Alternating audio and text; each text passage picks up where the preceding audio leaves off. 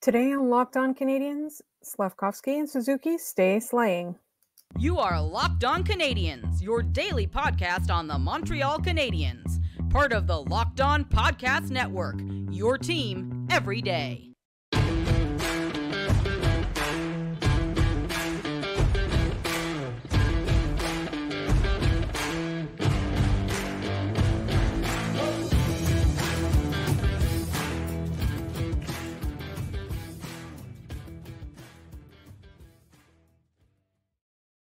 Hi there, everyone, and welcome to episode 1013 of your first listen of the day every day, Locked On Canadiens. We are free and available wherever you get your podcasts, as well as on YouTube. And we thank you, as always, for making us your first listen. And today's episode is brought to you by Sleeper. Download the Sleeper app and use promo code LOCKEDONNHL to get up to a $100 match on your first deposit. Terms and conditions apply. See Sleeper's terms of use for details. My name is Laura Sab, also known as the Active Stick, and I'm not joined, as always, by Scott Matla of Habs Eyes on the Prize. And also, this episode is quite late. Normally, we drop our Monday episode on at midnight, basically as soon as the clock flips to midnight Eastern. But I am late today. I had some personal issues. I was very emotional over that Jaromir Jagr retirement ceremony. No, actually, that's not it. I just had some stuff crop up in my personal life. So today's episode is late, but it is still being delivered to you on Monday. And I really quickly want to cover the Montreal Canadiens losing to the Washington Capitals. I want to do our 3 up and 3 down, as we always do. But I also want to mention you definitely want to tune into the Tuesday episode. Even though this episode's a bit late, you want to marinate with it because Scott has some very choice words on tomorrow's episode. We've already planned it out. We already know what's happening. And trust me, you do not want to miss the next episode. All right, so let's get the game recap quickly underway. So obviously, not an ideal scenario, especially after being able to have such a dominant performance against the Ducks. You don't want to see them fall to the Capitals, a team that the Canadiens did manage to win handily against the last time these two teams met. Obviously, lots of stuff has changed, not the least which is the injury situations of each respective team. One thing that I did want to talk about, because we didn't really talk about the New York Rangers game either. And obviously, so we had the Rangers preview, we had the Rangers game. We didn't really focus too much on the penalty kill. I'm not loving it. I'm absolutely not loving it. So we do want to talk a little bit about defense, because one of our very, very good friends, Claude, brought up some defense talk in our mailbag, and I definitely want to chat about it next, or at least some point in the coming week. Hopefully Scott will want to talk about it in the very next episode, but it'll definitely be addressed. But I did want to say Suzuki and Slafkovsky have proven to be the bright spot you can count on this team. And I think we will talk a little bit more about that in our next segment. But I did want to bring it up real quick. Obviously, Suzuki had a great game. Jake Allen didn't have too terrible a game. I mean, the score doesn't necessarily reflect all that well, but I didn't hate it, is how I'm going to put it. I have been wanting him to see a lot more starts, obviously, as the trade deadline draws nearer and nearer. And, we'll have coverage of that right here, as we do all the time. Even maybe if there's a big thing that happens, maybe we'll have a live show with all of you guys. But in the meantime, I didn't necessarily think he did all that much to disappoint, but he also didn't do all that much to instill confidence and maybe make a contending team go, hey, I really want that guy.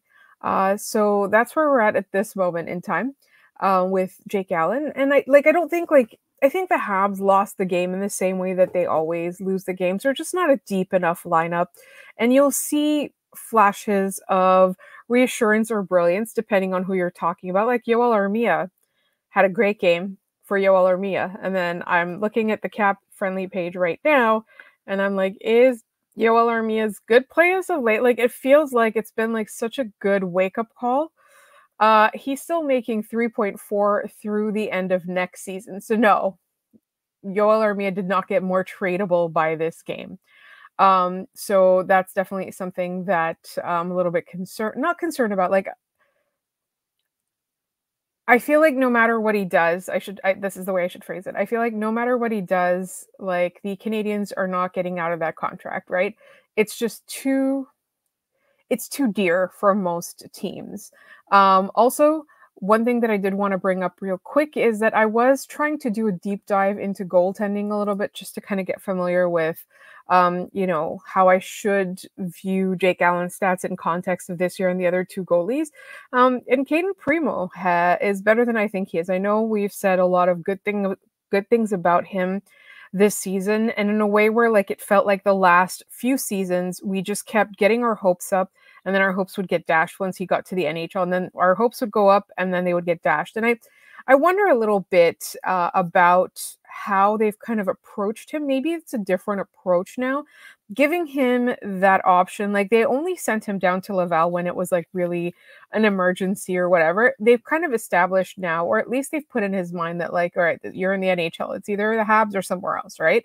So I wonder if that vote of confidence has really done anything for his game. Like our one of our really good goalie friends, who I hope to get on soon, but he's also very busy. But he's actually a goalie coach. Often would say that there were some things about Caden Primo's game that were not adjusting to the NHL level. And then we have another good friend of ours, Paul, who has been a goaltender and who would say that, more time, more exposure to NHL caliber players would have helped. I feel like it's a little bit of both. And if you haven't caught it yet, Eric Engels has this article about development and about the way the Habs have changed their approach to development and put the players themselves more in the driver's seat of their own development. I'm going to call it out real.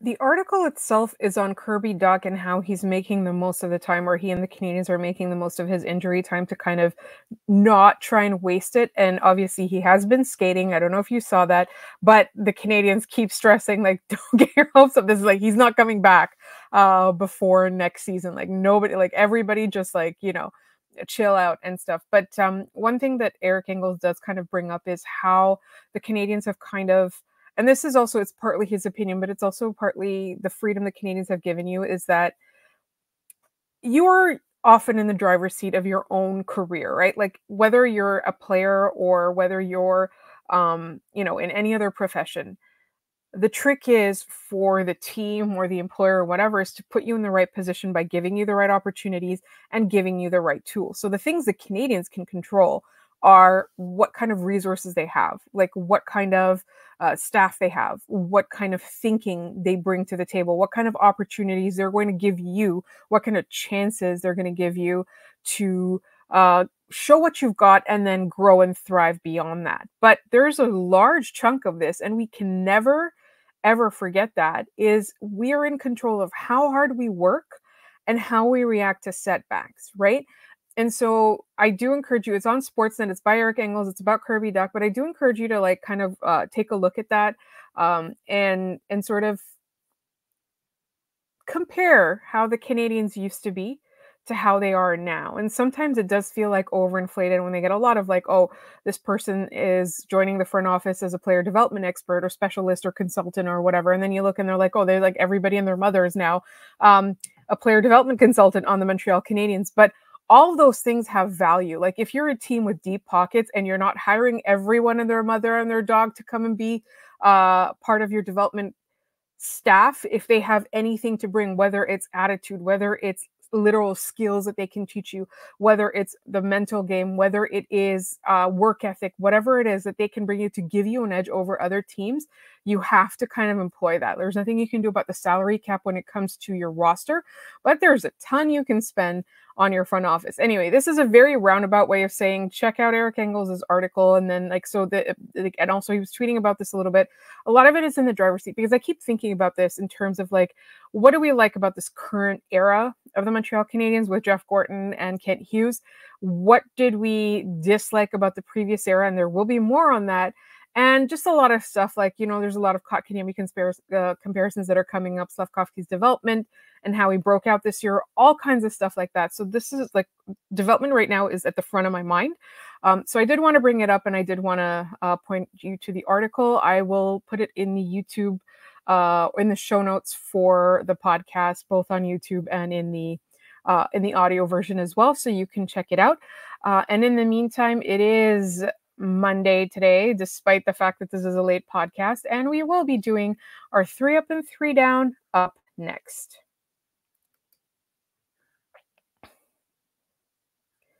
But first, this episode is brought to you by Camino Consulting. How would you like to get to know someone better in an hour than you would have in a year? Understanding one another better prevents small misunderstandings from becoming big, ongoing fights. Believe me, I completely understand. And after providing more than 20 years of service to small and mid-sized businesses, helping management groups navigate conflict and onboarding new employees, Camino is offering a digital seminar for families and couples. Did your Valentine's gift of tickets to the game not go over as well as you'd hoped? Get the couple in fact 25% off for the month of February using the discount code LOCKEDON. Again, that is discount code LOCKEDON for 25% off of the rest of the month at www.caminoconsulting.ca, or mention Locked On when reaching out for a business seminar and receive the first 5 profiles free.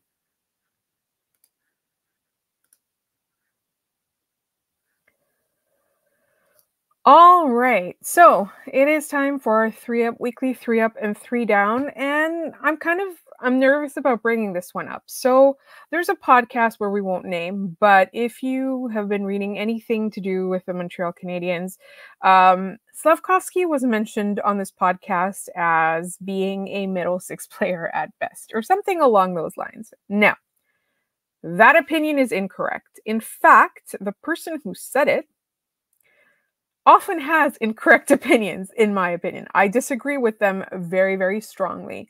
But what I don't agree with is there seems to be this campaign of harassment against the person, partly because they are marginalized. They're women with mental health issues in the past and all of that. Now, people can be as wrong as they want. And we've always said that on this podcast. Every time we say, you know what, you can say what you want in the comments, just be respectful of each other, just be nice to each other. People's opinions and arguments can be completely off the mark and way incorrect and erroneous and just out of, just literally out of pocket.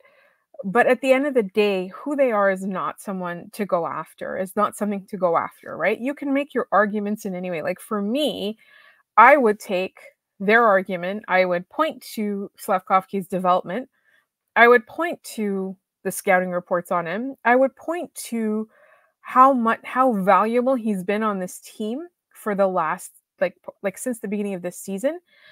And I would point to the fact that his ceiling and his scouting reports were way beyond this. And so if I were disagreeing with that person, I would not go after them. And it's just something that I've been seeing is like this campaign of harassment. And honestly, like Habs fans, we should know better. People come after us all the time just for having joy about Cole Caulfield, enjoying Slafkovsky, whatever, like saying good things about Nick Suzuki. People come after us all the time. And I think at the end of the day, like people can be wrong. I mean, like for me, like, Nick Suzuki's contract being low value or whatever it was, like being the most overpaid or overpriced in the NHL or something like that. That's something that really bothered me. Did I go after the person? No, I was just like, you know what? I just think that's wrong. And over the course of his contract, it's going to be proven wrong. And that's the thing. Like, I think Nick Suzuki is great value for what we're getting right now. Look at all the other first line centers and what they get paid in the NHL, and look at how young he is. Look at how much he's how far he's come, and sometimes like he carries the entire team on his back so often. So like go after the argument, not the person. Like that's something that was one of my downs for this week. And this is the thing, like I have to state and overstate that opinion was wrong. I don't in any way agree with it. I don't defend the opinion. I do defend the person though, because they have the right to make that argument and not be bullied.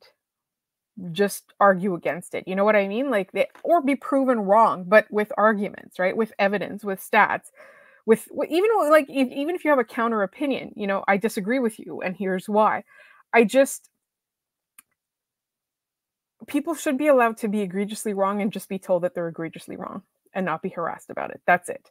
That's what I'm trying to say. So that was one of my downs for the week. Obviously injuries, obviously defense, blah, blah, blah, all of that. But although there was something that I found out when I was trying to do some, when I was trying to kind of do some research for the defense, the zone defense versus man-to-man defense that our good friend Claude brought up in the mailbag. I was going through it a little bit, and I was quite surprised at Mike Matheson's stats, because a lot of the times when you watch him play, it's not looking good. He's tired and overused. I think we know that. He's a veteran. He is being used way too much, and he's also sometimes having to carry an entire defense on his back, which isn't fair because he's not like a Victor Hedman type player or whoever it is that, you know, he's not like one of those bona fide like number one defensemen. He's just kind of being shoehorned into that role right now.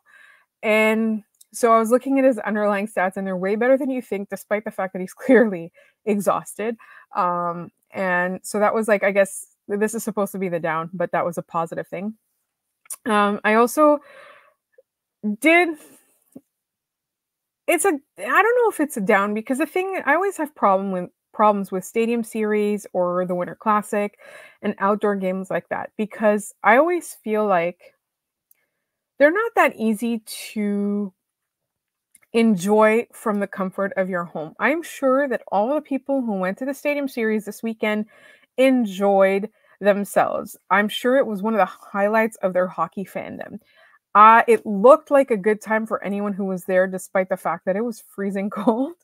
But there's something about them that I feel like is like, it's kind of hard to translate if you're not there. Like, it feels very much like the kind of game that kind of isolates the people watching from home, where we're like, in general, it's supposed to be a ratings grab, blah, blah, blah. I do think that, I don't know, there was something like, for example, at MetLife Stadium, there was this whole thing where like there was like a park with like people like walking dogs and like with a baby and a baby carriage and stuff. And then, you know, a couple of years ago when it was, I want to say it was when it was at Dodger Stadium, there was like people playing volleyball and stuff. There's just something very like, this is only for the people who can afford tickets about Stadium Series games. And maybe, you know, it's been a while since the Canadiens have been in one. It feels different. And sometimes even the Winter Classic, like I do think they do kind of go all out with Winter Classic, like in terms of the broadcast and stuff like that. It still feels like there's something about the way that it's set up and the way that it's filmed and stuff. It doesn't make us feel like part of the action the way that a normal game at the Bell Center would. So again, you might disagree with me, but I just feel like it's not necessarily an awful thing or whatever, but all these outdoor games, like they're kind of built for people who can actually afford to go and be there. And so that was one of my downs for the week. But it is, again, it's Monday, it's late, it's Monday, but we do have our ups for the week, and they are coming up in just one moment here on Locked On Canadiens. But first, this episode is also brought to you by Sleeper. We're starting to get into the home stretch of the season at this point, and the Canadiens, as you know, not great. We all know that. But regardless of where we are in the current standings, I do want to remind you that you could win big by playing daily fantasy hockey on Sleeper, the official daily fantasy app of the Locked On NHL network. Sleeper is our number one choice for daily fantasy sports, and especially daily fantasy hockey, because with Sleeper, you can win 100 times your cash in daily fantasy hockey contests. Honestly, it's so easy. The app is so easy. You can connect with other fans. You can play daily fantasy, NFL, NBA, MLB, college football, everything on Sleeper, and your entries could be made in under a minute. All you have to do is pick whether, guys like McDavid, Ovechkin, Crosby, anybody will record more or less in their Sleeper projections for anything like goals, assists, save, plus minus, and more in any given game. And to win 100 times your cash on Sleeper, you need to correctly predict the outcome of 8 player stats. You heard me, Canadiens fans. You can win 100 times your money by playing daily fantasy hockey with Sleeper. So start paying attention and nail your picks so you can start winning big. Use promo code LOCKEDONNHL and you'll get up to a $100 match on your first deposit. Terms and conditions apply. That's code LOCKEDONNHL. See Sleeper's terms of use for details and locational availability.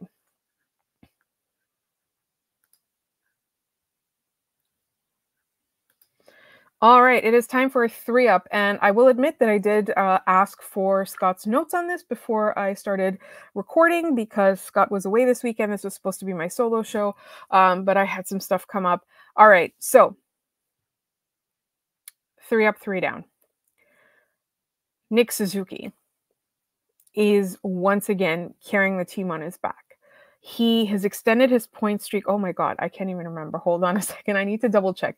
He has extended his point streak at this point, and he is doing all the right things to enable Cole Caulfield and Juraj Slafkovsky complement him, and for Juraj Slafkovsky to be his best. I think it's so important to point out that it's not just him doing all the things, it's also him making everyone around him better. And that's something that we miss from Sean Monahan when Sean Monahan got traded. Obviously, I'm not comparing these two players, but there's something about players like that when they make everyone else around them better, they just are more value for the money. Remember how I was talking about how his contract is not overpriced? That's exactly what I mean.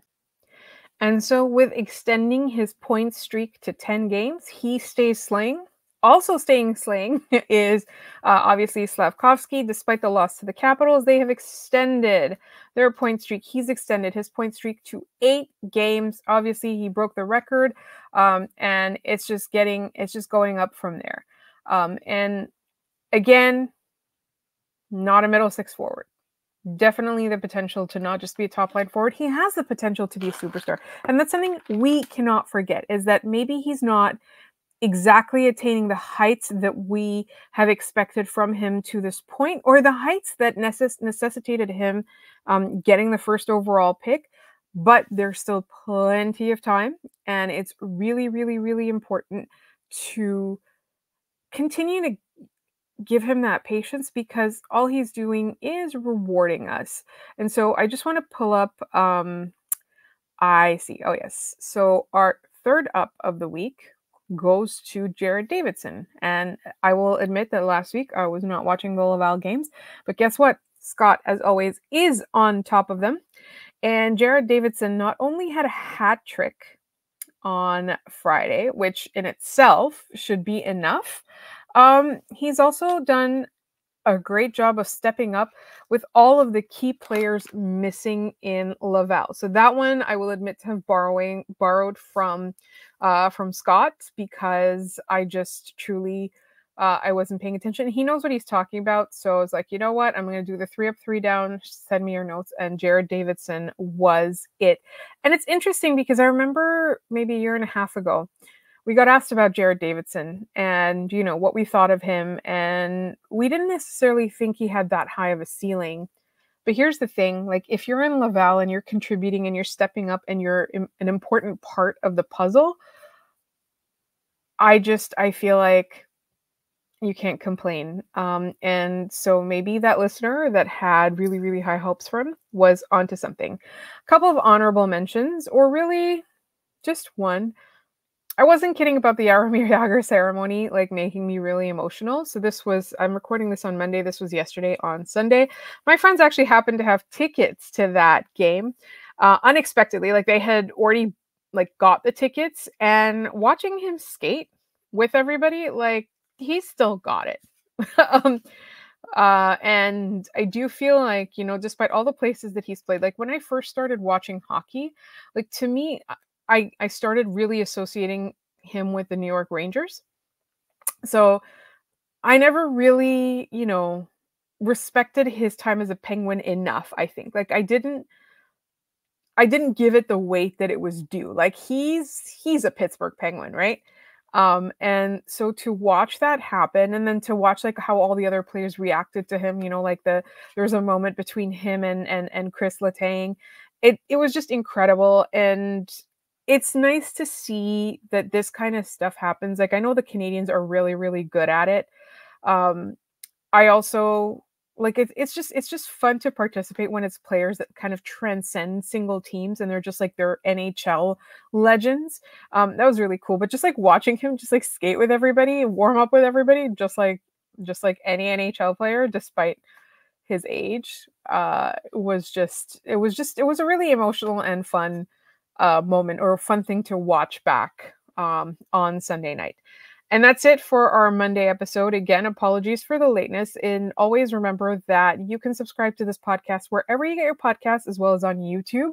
Please do.